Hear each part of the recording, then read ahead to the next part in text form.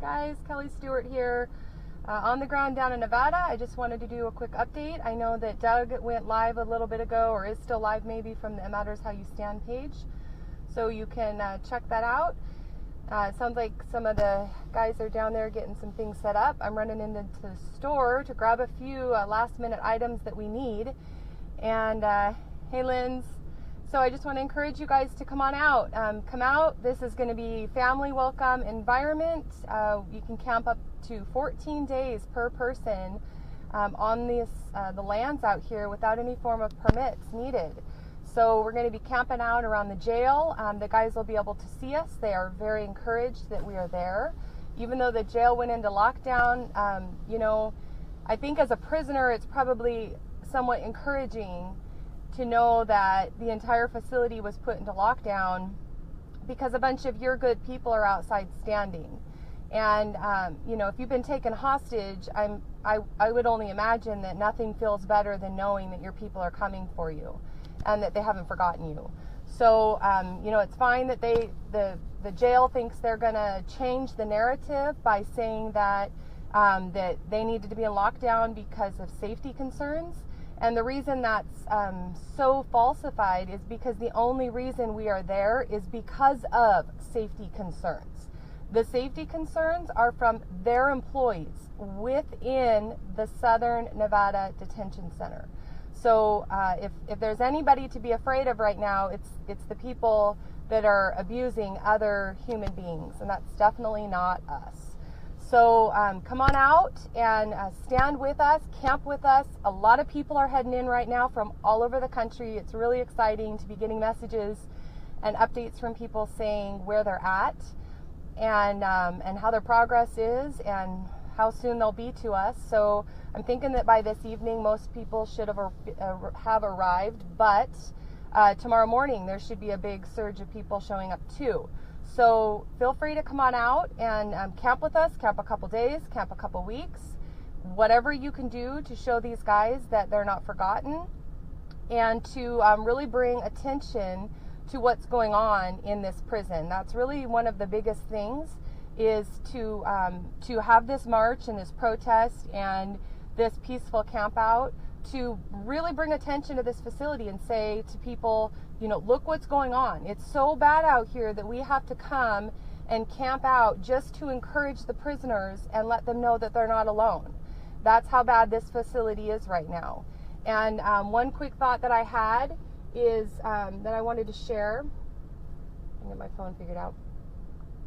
The sheriff continues telling us without a signed affidavit from Ammon that they can't do anything. Okay, let me just paint a quick 1-minute picture for you of how absolutely ludicrous that is. So somebody is being raped and they post it on Facebook and they cry out for help and they say, I'm being abused, this is my location, come help me. Now, if I call 911 and report that, is the officer going to tell me that I need to go get a signed affidavit from that victim first before they'll investigate? This is insanity.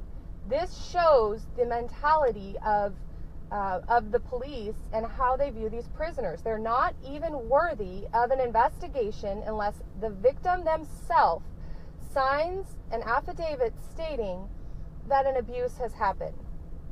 I don't know about you, but if I had to go through those steps when I was in need, I would probably not even reach out, because that would be a pretty big sign to me that they don't care. One of the responses also from the sheriff was, if Ammon was really in need, why didn't he call us instead of calling somebody and having it posted on Facebook? Well, first of all, I accepted his call.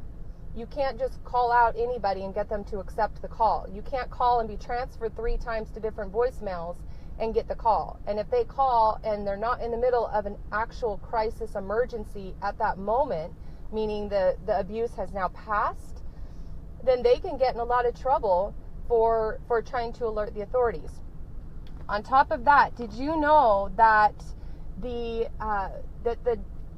inmates are, and this goes back to all the way Portland. I remember David Fry trying to report some grievances, and having the people who supported him and also filed grievances get thrown in the hole. So that's what's happening right now in Nevada, where the other defendants and the other prisoners are being told, if you file a grievance, something is going to happen that is not pleasant. And so a lot of these people are just in this position of complete compliance. They're like, if I even tell anybody what these guys are really doing in here, our lives will be more difficult. So, when the sheriff says, if this was really happening, other inmates would be reaching out. Well, come on, sheriff. Really? Really? Like, you don't know how the jail system works. Like, you don't know that human nature will naturally always abuse authority without accountability. That's just our broken, corrupt sin nature. And this private prison has authority without any accountability, even to the point where one of their detainees can call out and say what's happening, and the sheriff will still turn a blind eye, saying, without the proper document, I can't intervene. So the other quick thought I had was how absolutely crazy it is that most of the things that they're doing to Ammon they consider lawful and legal. If I was running, say, a foster care, and I was being paid by the state to run the foster care, and I have to maintain order, and I have 120 kids out on this huge plot of land, and one of them doesn't listen to me. Maybe he's even an adult who decided to stick around. Maybe he had a disability, he stayed, whatever, and he's living out on my farm, and he doesn't listen. He takes an extra shirt in his room, his bed is messy, and so I throw him in a 3-foot by 3-foot shower. I handcuff him. Okay, there was no reason for Ammon to be handcuffed when he was in the shower. People say, well, he's in jail. That's fine if they use handcuffs. No, it's not okay if they use handcuffs. There was no reason to leave him handcuffed overnight in the jail, in the shower. So if I say, well, this kid wasn't listening, and he didn't finish his breakfast, and I can't have chaos here. I got all these kids. So I put him in the shower for 13 hours. I handcuffed him. And I didn't feed him or give him any water, which it's a bigger deal than what people think when you get beat up the way Ammon was first beat up and punched multiple times and kicked in the gut. The adrenaline that goes through his body when that happens, it ends up all going straight through to his kidneys. So after your adrenaline is running that high, it's really important that you are given fluids. So I beat this kid up because he wouldn't listen, and we have to have order. And then I threw him in a 3-foot by 3-foot shower. I didn't give him food or water. And the next morning, his consequence wasn't enough. His discipline that I had already given wasn't enough. So now I'm going to strip him naked. Okay, I'm going to bring in a whole group of people to help me, maybe 6 people. We may or may not be wearing body armor. And, because this would all be considered traumatizing if you think of it in the world of psychology. And I'm going to strip him naked, and then I threw him into a 4-foot by 6-foot cell by himself, and he's now in solitary confinement. If we reported on that and the sheriff did nothing, there would be such a public outcry. There would be neighbors showing up with guns at that foster care home saying, it doesn't matter how much you want to maintain order, you cannot treat another human being this way, especially somebody who has not even been convicted of a crime and is only supposed to be in your facility to make sure that he appears to court. That's it.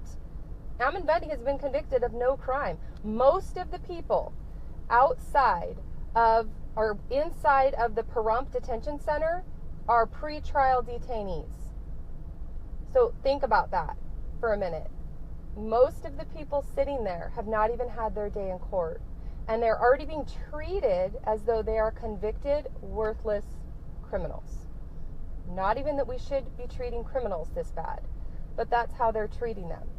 So when these men get out of jail and they're found innocent, they will have already suffered in a cage for probably 2 years and have lifelong trauma and issues because of the sexual abuse and the mental abuse and the physical abuse that they have endured on our watch, on our dollar. This is not okay. This is not okay. We would not accept this in a foster care system. We would not accept this in a school. Oh, the student wouldn't finish her homework, and I have 59 students here, and she wouldn't listen, so I put her in a cage for 13 hours with handcuffs on behind her back. That's how ludicrous this sounds when you actually think about the fact that Ammon Bundy is just a detainee to make sure he will show up to court. It's though he's sitting in a school waiting to do his schoolwork each day. And if he doesn't listen, he ends up with handcuffs on. Why would you put handcuffs on somebody who has not committed a crime when you're sitting there having a conversation with them? Why would you beat them up over a shirt and handcuff them and leave them in a stall for 13 hours and then strip them naked and throw them in solitary confinement? Again, you can say all you want, these guys are in jail, but I consider them no different than a foster care or a college or a school system where people are there, but it doesn't necessarily mean that they've been convicted of a crime or done anything wrong. Even kids in foster care, you could say maybe they're here because they had problems, or maybe they're here because their parents had problems. Ammon and the rest of them are in jail because our federal government has problems and has put them all in a timeout to try to figure out what to do with them. They have not been convicted of a crime. Ammon and Ryan and all of the others have not done anything wrong other than stand up for their neighbor who is being abused by the federal government. So this behavior is not okay. We're going to be camping out. The goal is to just keep people there. At the end of 2 weeks, when we need people, when people need to leave, because that is the limit on 2 weeks per person that you can camp without having a permit or permission. The goal would be that in 2 weeks more people would come and we'd be able to trade people out. This is a family welcome area. So all throughout the day we'll be setting up some tents and canopies to get everybody out of the sun. I'm grabbing some fun things here at the store, some water and games and activities, so that if any kids are out there, they'll have something to do. And we've got BJ's redress of grievance that he did. We printed that out and we brought it in, and then throughout the week we'll just be getting more things. We'll be putting some flyers together. We'll be reaching out to the other family members of the facility as they come and go, so that they can understand that we're there for them also. This isn't just a Bundy issue. This is a federal abuse issue in our country, and we've turned a blind eye for far too long at what these people are enduring. So we want other detainees and their families to know that we're there for them too. And we want to hear about the abuse that they're going through, and we want to get the message out about their story. So they can come and they can hang out, they can have barbecue with us, they can eat some food. We're actually allowed to have fires there, which I kind of thought it'd be too dry and we wouldn't be allowed to burn.